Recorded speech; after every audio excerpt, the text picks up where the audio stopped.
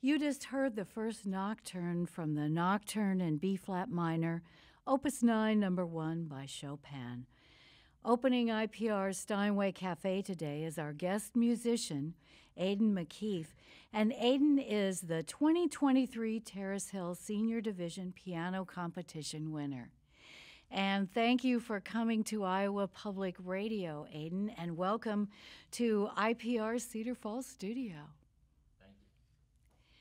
Well, Aidan, thank you for that wonderful performance of Chopin's Nocturne in B-flat minor, Opus 9, number 1. And Chopin composed a total of 21 nocturnes. 18 were published during his lifetime. So why did you decide to select Chopin's Nocturne in B-flat minor, Opus 9, number 1, as your opening work for us today? This nocturne always had a very nostalgic, there's a lot of nostalgia with this nocturne. I always heard my mother playing it at my house. I think my dad even played it a couple times, and every time we heard our piano tuner come over, he would test the piano out with that nocturne. And I always enjoyed the mysterious opening, and I decided I'd like to learn it. So what about those eighth note arpeggios that roll along through this? Yeah, the eighth note arpeggios I really appreciate because I kind of imagine it as a small breeze kind of driving the whole piece where it's a da-da-da-da-da-da, and it really adds to the piece when you can have that background breeze and then you can shape the melody from there. So what do you add to make this nocturne your own? I think one of the main additions that I had that were unique to other recordings I heard was, do you mind if I demonstrate a little thing? No, go right ahead. So when I'm getting to this part where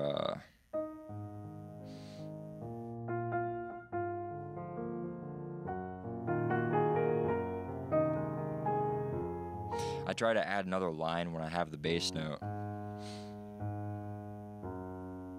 And that was something that stood out to me outside of other recordings that came more from the individuality. And what about the pedal? Because Chopin was one of the first composers who really took the pedal seriously. I think the pedal's always a good addition to the piece. You always have to make sure you don't overdo it when you're pedaling, but I appreciate the pedal because you're allowed to keep the harmonious tones where you have the entire breeze carries with you.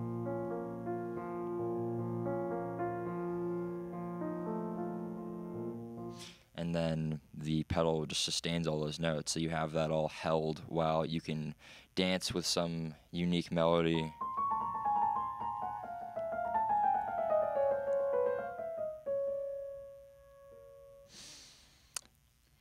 Well, thank you, Aidan, for playing Chopin's Nocturne in B-flat minor, Opus 9, number 1.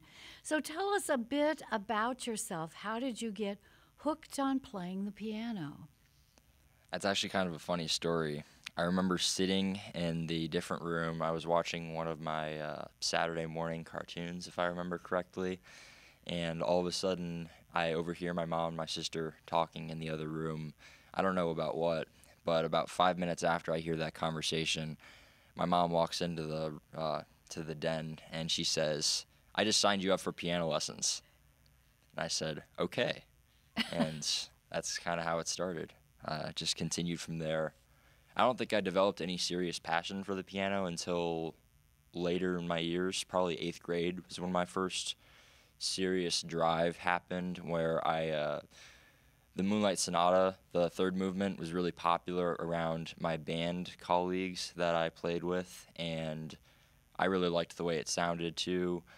I remember seeing some feature on Ellen's show. I don't watch Ellen, but I remember seeing it, and it was a pizza delivery guy who played it at a home he delivered it to. I thought that was pretty interesting, and I decided I wanted to learn it following that. And that's where my serious inspiration for learning hard, complex pieces came from. So your mother is a pianist too. So do you guys ever like race to the piano to see who gets there first and gets to use it? Yeah, we do a little bit of racing. Our schedules don't usually line up too well, so we usually find ourselves practicing at different parts of the day, which is nice because then we don't have to argue over who gets the piano. She tends to have the more important events between me and her. She plays for Drake, she has a lot of practicing to do for that, as she's the vocal accompanist, so she's always got new stuff to sight read and play through, and it's always nice listening to that as well. So you recently have had several master classes that were very influential. Yeah, absolutely. I remember taking, I think my first one was it was at the Salisbury House competition my junior year, and it was with Dr. Lacona from Iowa. And I remember taking away a lot of interesting things from that master class. We won't get too far into that because I also took lessons from Charlie Albright, and then Garrick Olson was one of the biggest ones, and then most recently Nadia Weintraub. Well, I know that Garrick Olson has recently been in the area, so that was a wonderful opportunity. And you also study with the professor of piano at Drake University. Yes, Nicholas Roth, and he is fantastic. He's introduced different ways to practice. My mom she has a master's in piano, so she always gave me her methods of practicing and what worked for her best. And Nicholas Roth, he threw a completely different way of thinking about practicing that definitely helped my technique. And through my most recent years, I've been learning how to balance the two techniques. Now, it's wonderful that you can work with Dr. Roth because he is an amazing performer and teacher. We are so fortunate to be featuring the 2023 Terrace Hill Senior Division Piano Competition winner, Aidan Makeeff. The Terrace Hill competition was held in February of this year at Iowa PBS in Johnston. Aidan, the next work that you're going to perform for us is one of your winning Terrace Hill competition pieces, Beethoven's Piano Sonata No. 17 in D minor, Opus 31, No. 2, the Tempest. And you are playing the first movement for us, the Largo and Allegro. The sonata that Beethoven composed is a bit unusual in comparison to the sonatas that he composed before. Tell us what makes it unique and different. I think what makes this sonata unique and different is that it's composed in a different emotional place that Beethoven was in. He was in a very dark place. He was worried about losing his hearing, which is a very large insult to a musician. He even compared it with death in his writings.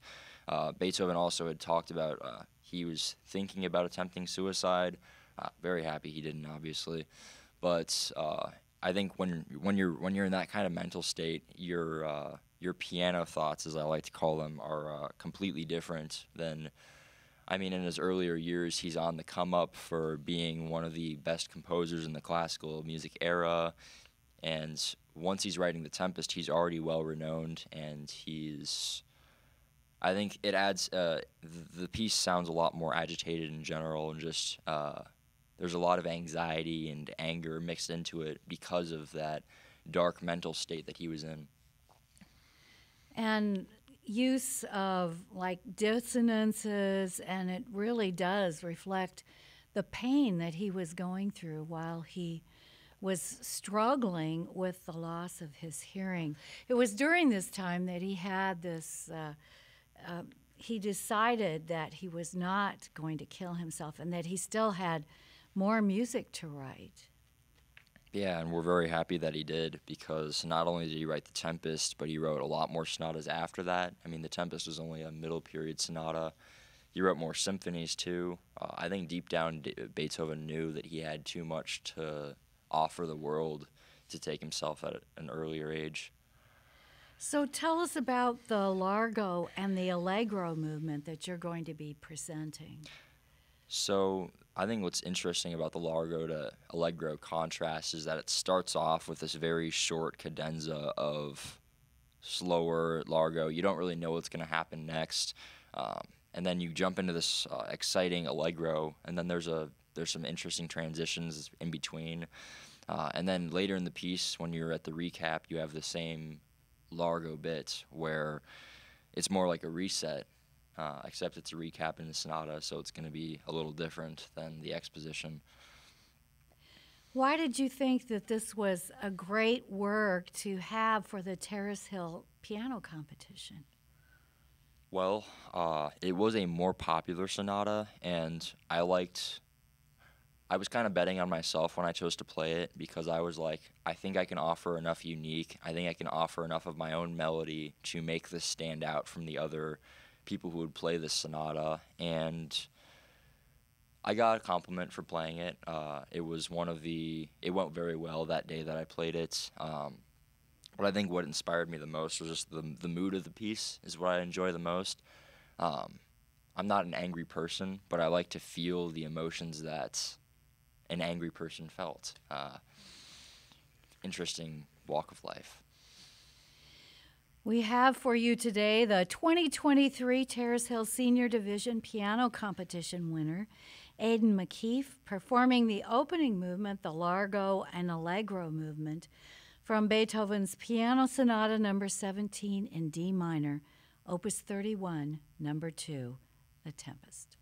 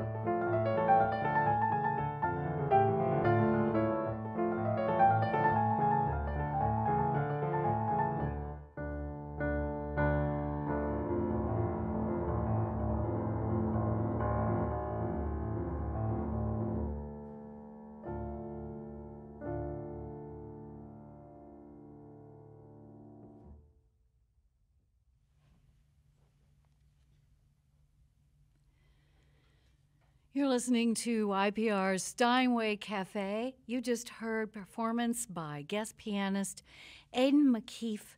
Thank you, Aidan.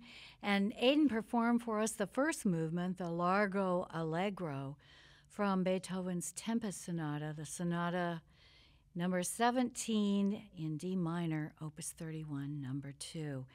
And it is an honor to have Aidan with IPR today. And Aidan is the 2023 Senior Division Terrace Hill Piano Competition winner. And you grew up in the Chicago area, Aidan. Tell us just briefly about all the moving around you've been doing. Yeah, definitely a lot of moving around. I suppose a lot of that helped my piano development, as moving around a lot, it's harder to make friends.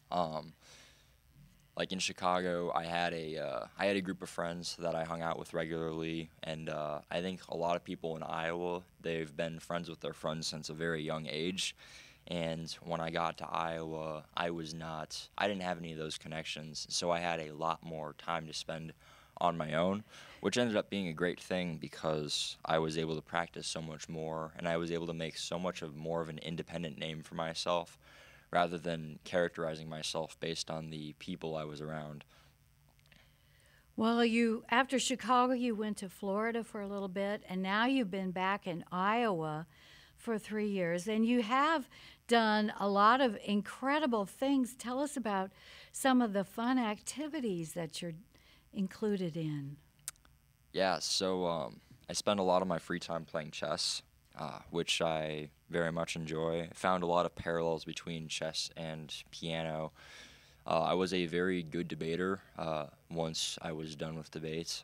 That's a big learning curve, but high school debate was one of the things that took up a lot of my time on weekends. And then outside of that, I dabbled with some sports as well. Played baseball and played rugby for a little bit. Got a knee injury that ended my season there.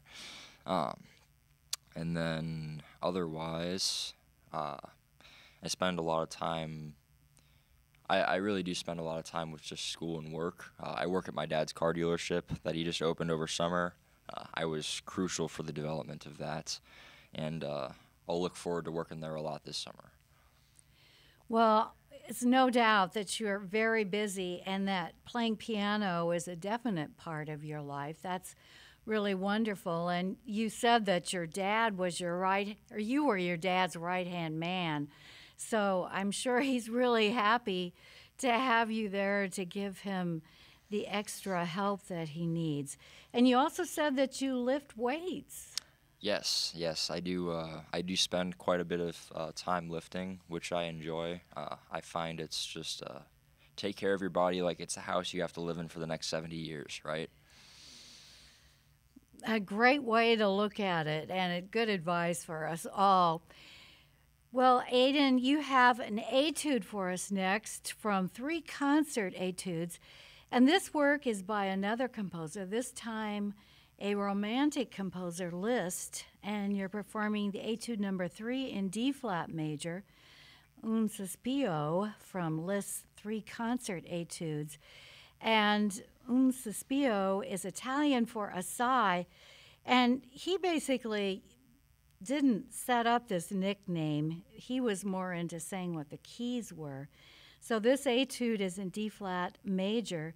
And one thing about his etudes, they weren't just about technique, but he also wanted to have it be a concert piece and also to really get people's attention. Liszt was an unusual guy. Tell us a little bit about his persona. Well, he lived a very interesting life. One of the main things that resonates most with me about Liszt is that he's very independent. He's the one who created the completely different concert setup where instead of it being you playing and the head of the piano being facing the audience, he turns the piano on the side and says, I want the audience to be able to see what my hands are doing. And I just thought the fact that he was that independent and that he was that willing to completely change the norm and the way society deemed appropriate. I very much admired that about him. Well, he was also into this dramatic and theatrical thing. That was part of his makeup. And this was another work that you presented to win the 2023 Terrace Hill Senior Division Piano Competition. And this has got some interesting challenges in it, technical challenges. And what are some of the challenges that Liszt wanted the performer to master? Well, lots of jumps. The jumps have been one of the harder things. When you're doing a jump and you're having to create a melody in that jump, in the landing, that's more difficult. You have some finger crossovers. That I didn't really struggle with as much. But then you have these really fast passages where you have to have hands in perfect unison. And you almost have to feel your fingers like there's a Wi-Fi signal between your brain telling them what note to play and having everything line up where the two fingers push down at the exact split second. So your hands are going to be crossing back and forth, so that kind of adds a theatrical element to it, but also for bringing out the melody. How do you keep that smooth, and how does that work? Well, it's relatively easier thanks to that crossover, because that crossover is basically saying when you cross over, you're playing the melody. So anytime I'm either playing with my pinky or a finger from my right hand, or I'm crossing over with my left hand, and there's a very simple line to follow where it's just.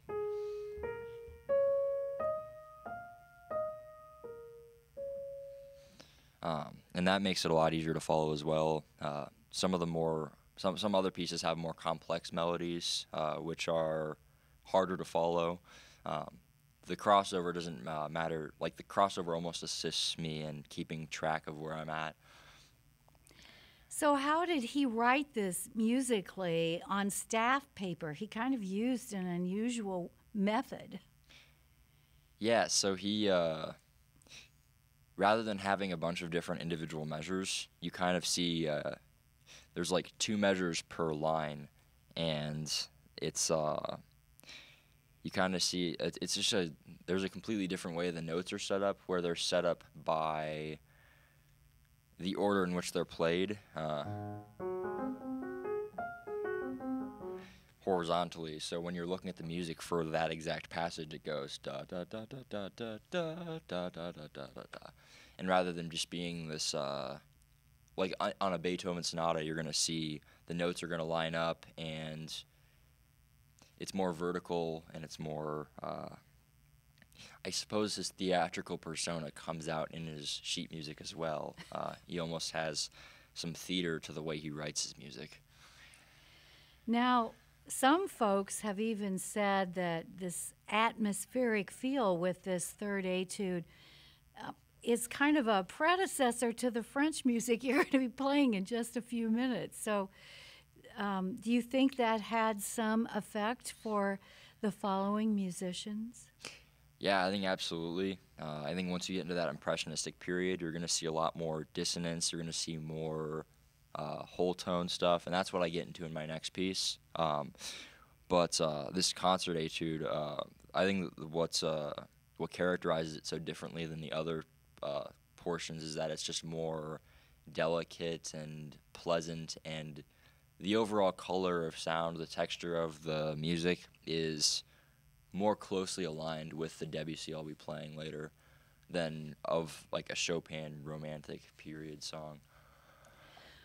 Let's hear the Etude number 3 in D-flat major from 3 concert etudes by Liszt. Today's performance features the 2023 Terrace Hill Senior Division Piano Competition winner, Aidan Makeeff, at the keyboard.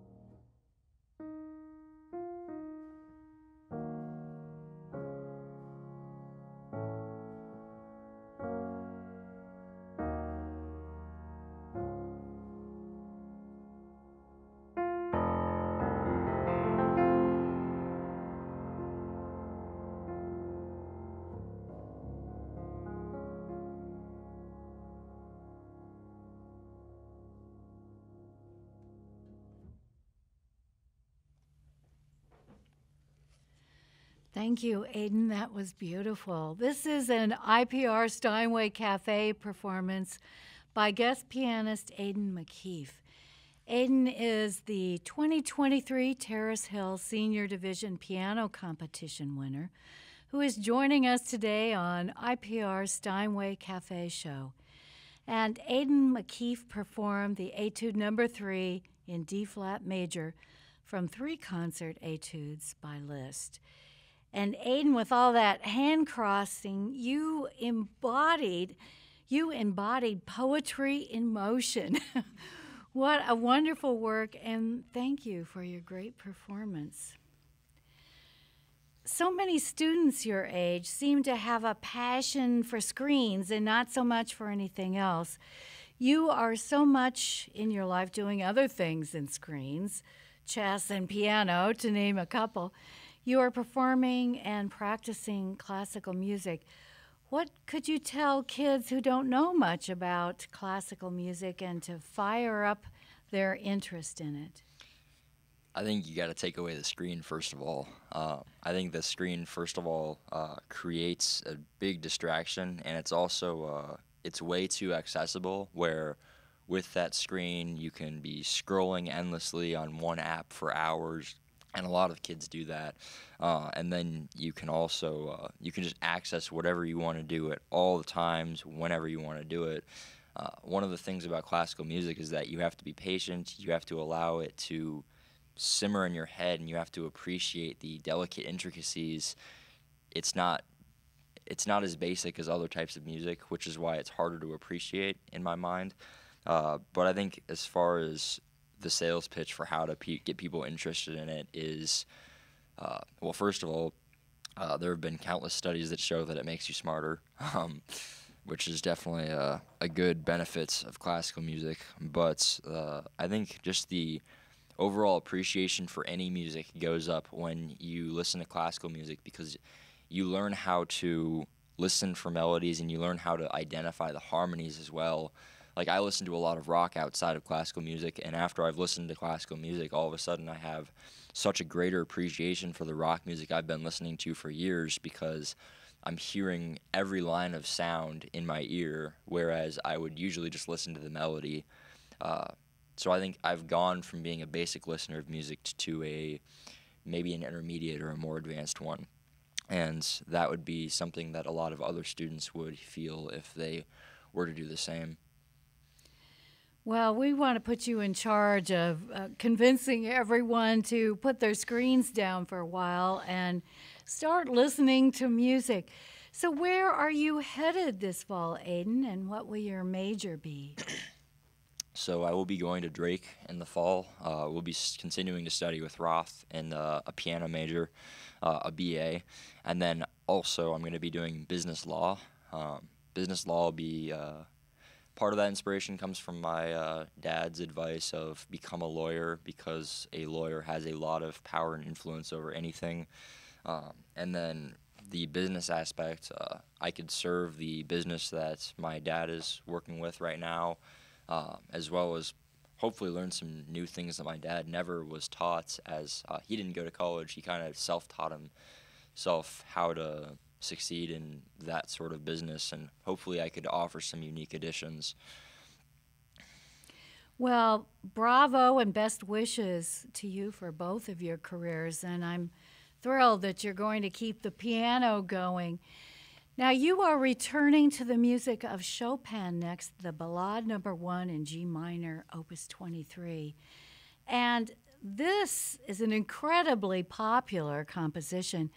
Some pianists think it's overplayed. Have you thought about anything you want to do to make this Ballade No. 1 more personal and unique?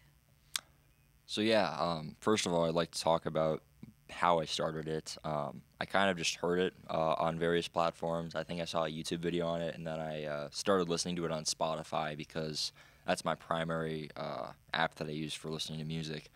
But when I would hear the recordings of it, and then once I started playing it on my own, I started thinking, oh, I like that. Oh, I'm not a huge fan of that. I would have done this, but it's all in the moment.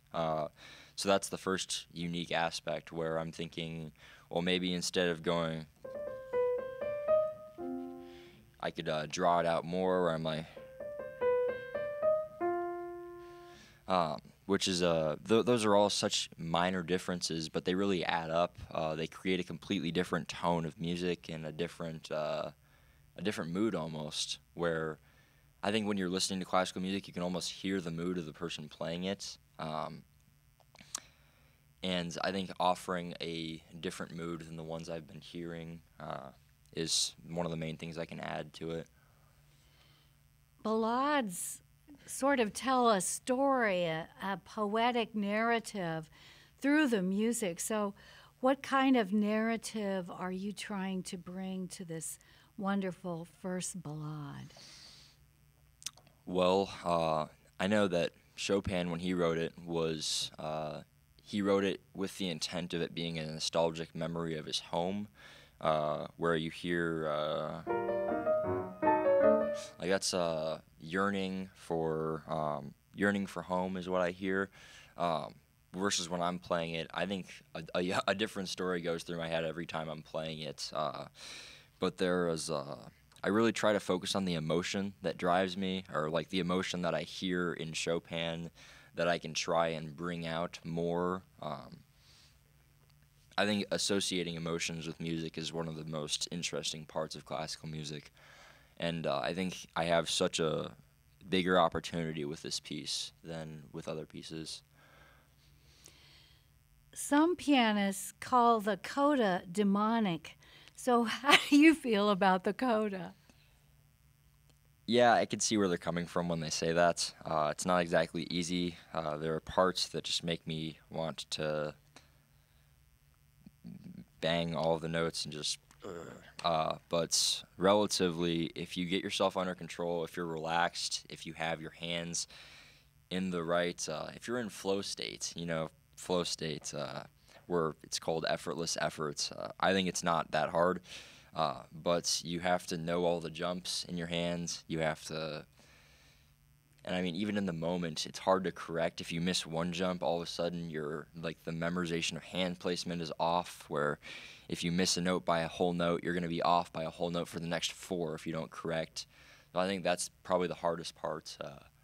It's demonic in the way that if a demon distracts you and lets you miss one note, that demon's already got you, and you're going to play a lot more wrong ones. Aidan Makeeff will perform for us next Chopin's Ballade No. 1 in G minor, Opus 23.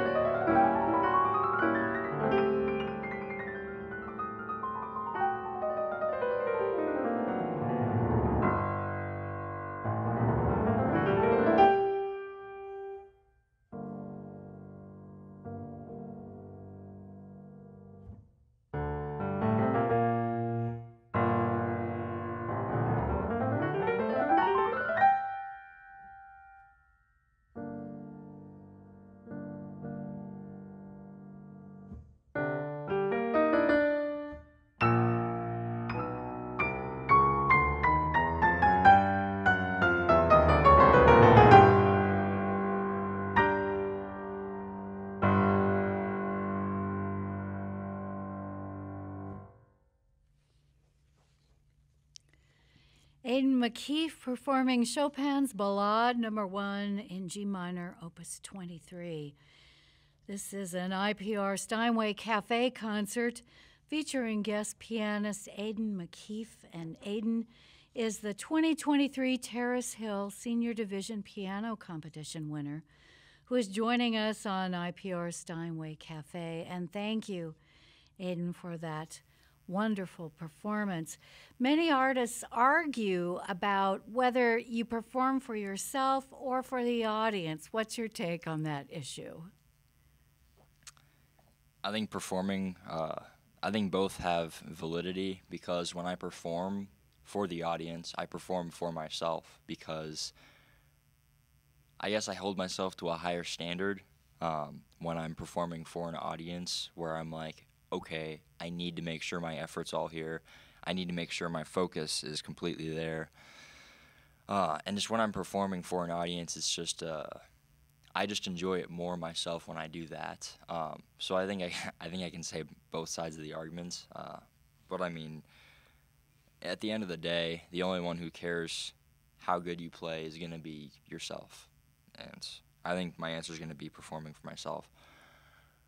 Aidan, the next work you're going to perform for us is one of your winning Terrace Hill competition pieces. You'll perform for us next Debussy's Pour le Piano, and you're playing for us the first movement, the Prélude.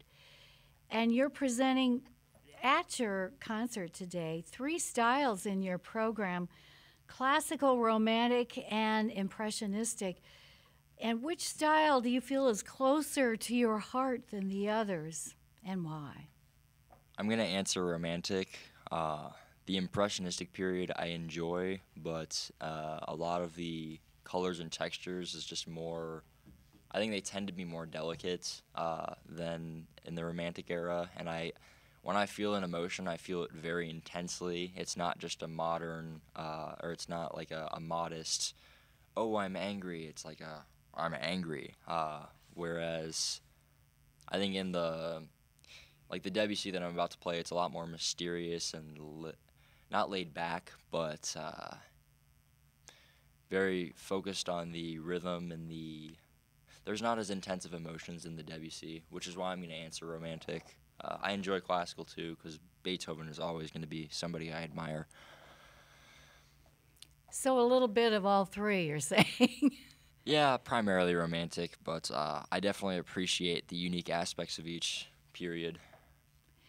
Tell us about Debussy's Prélude that opens this work that you're going to be playing from pour le piano. The things that I enjoy the most about this piece is the difference between the constant 16th notes or the 8th note chords. There's definitely a unique balance between the two. It's basically like a melody and then a chorus, like in any modern song. So why did you decide to play this opening movement by Debussy for the Terrace Hill Piano Competition? I definitely liked the rhythmic feel of it, where it's da da da da da da da da da da, and it's just a lot of rhythm. And my dad always said, or recently said, I want you to be sharp as a knife, and in 2 years you're going to be as sharp as a knife from working with me because of how hard I push you.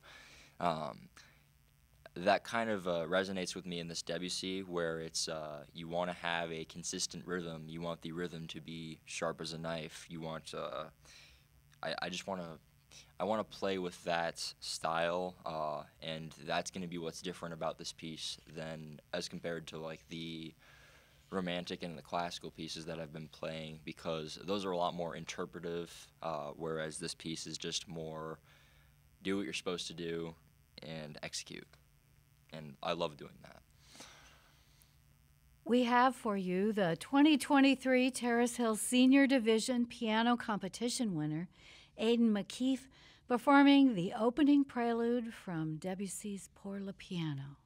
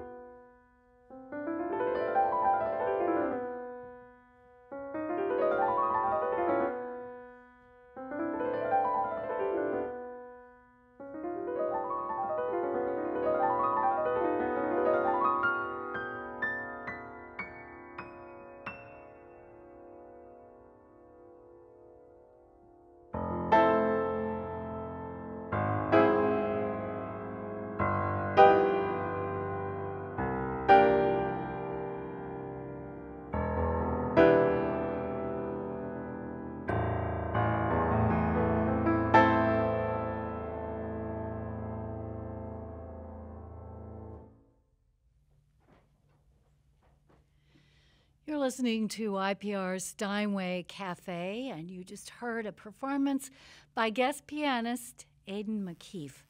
Thank you, Aidan, and I love those wonderful glissandos. They're really exciting and added to it so much. Aidan performed for us the first movement, the Prélude, from Debussy's Pour le Piano.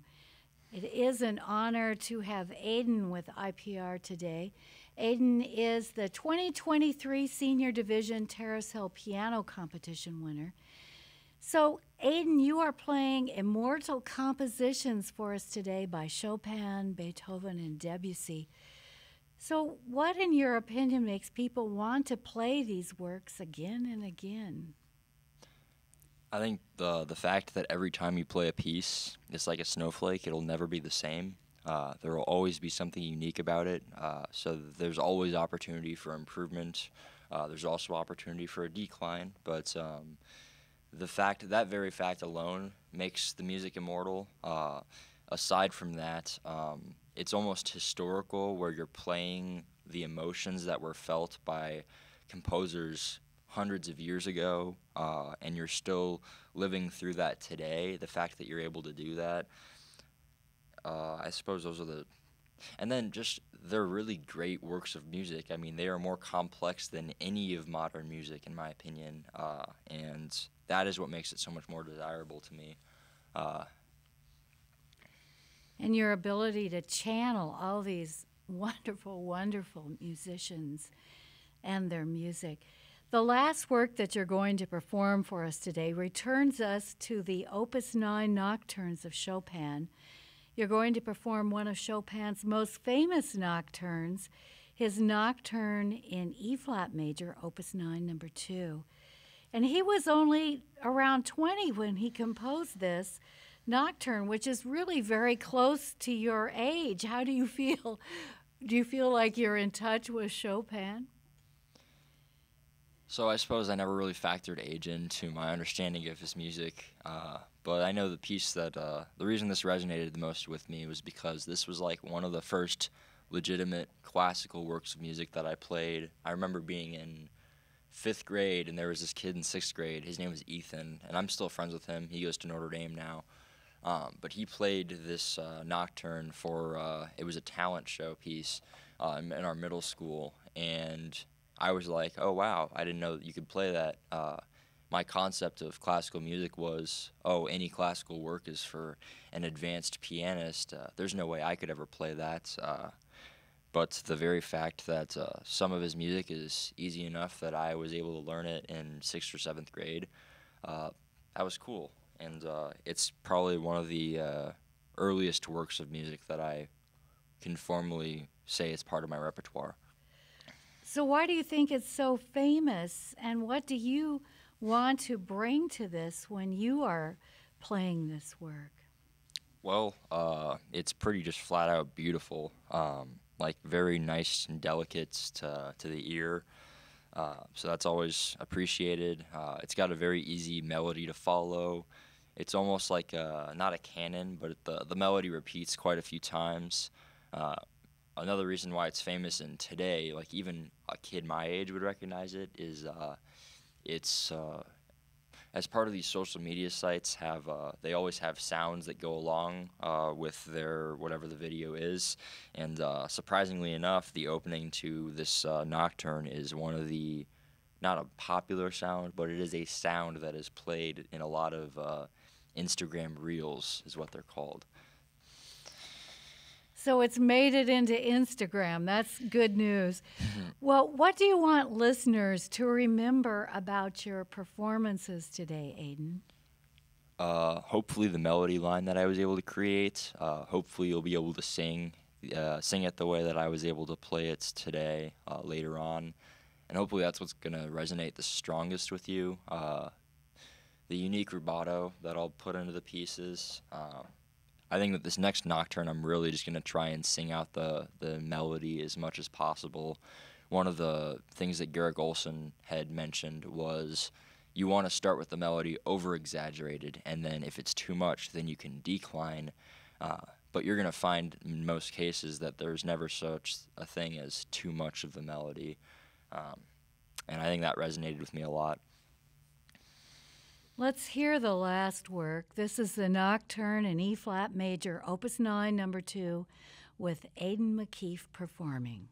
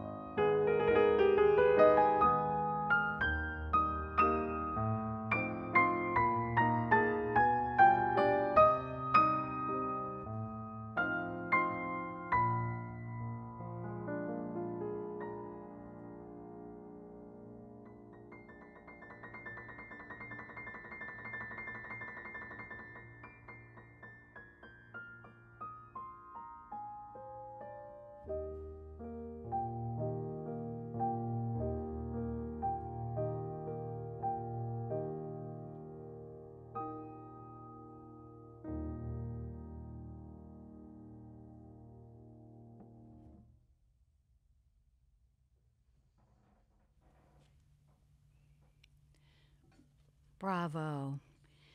The music of Chopin, the famous Nocturne in E-flat major, Opus 9, number 2, with Aidan Makeeff at the keyboard. And thank you so much for all your wonderful performances today, Aidan, and particularly that lovely, poignant Chopin at the very end. Thank you very much. We were very fortunate to have joining us today for IPR's Steinway Café as our guest musician, the 2023 Terrace Hill Senior Division Piano Competition winner, Aidan Makeeff. We have been coming to you from IPR studio in Cedar Falls with IPR's Steinway Café Performance Series, showcasing IPR's renovated 1918 Steinway B. We're broadcasting from Iowa Public Radio studios on the UNI campus. Program thanks for today's IPR Steinway Café goes to our special guest pianist, Aidan Makeeff.